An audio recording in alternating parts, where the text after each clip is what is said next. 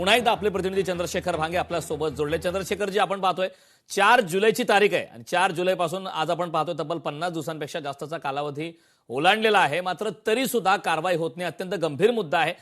तुकाराम मुंढे यांच्यावरती नेमका दबाव कोणाचा, हा प्रश्न आता निर्माण होतोय।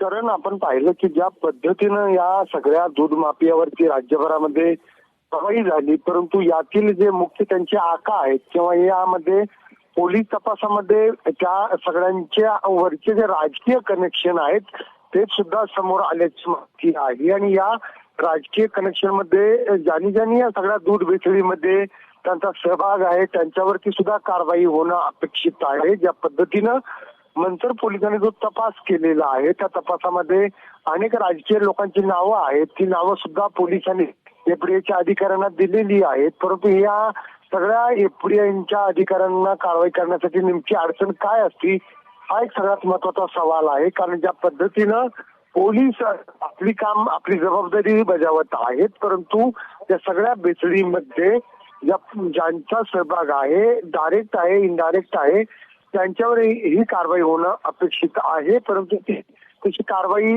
सध्या दिसत नाही। कारण आपण पाहिलं की 25 आरोपींना अटक केलेलं आहे आणि यामधील अनेक मुख्य आरोपी सुद्धा फरार आहेत। पण या फरार आरोपींच्या मुसक्या खरं तर पोलीस आणि एफडीएच्या अधिकाऱ्यांनी मिळवून आवडणं आवश्यक आहे, परंतु या सुशांत सिंगचे जे पाठीराखे आहेत किंवा त्याचा जो पाठबळ आहे त्या सगळ्या बेसळीला त्यांनी सपोर्ट केला, त्याच्याशी मदत केली, त्या राजकीय लोकांवरती कारवाई होणं फार महत्वाचं आहे। करण नक्कीच चंद्रशेखरजी, खूप खूप धन्यवाद या महत्वपूर्ण अशा माहितीसाठी। लोकशाही मराठी ऐका, पहा, जागरूक रहा।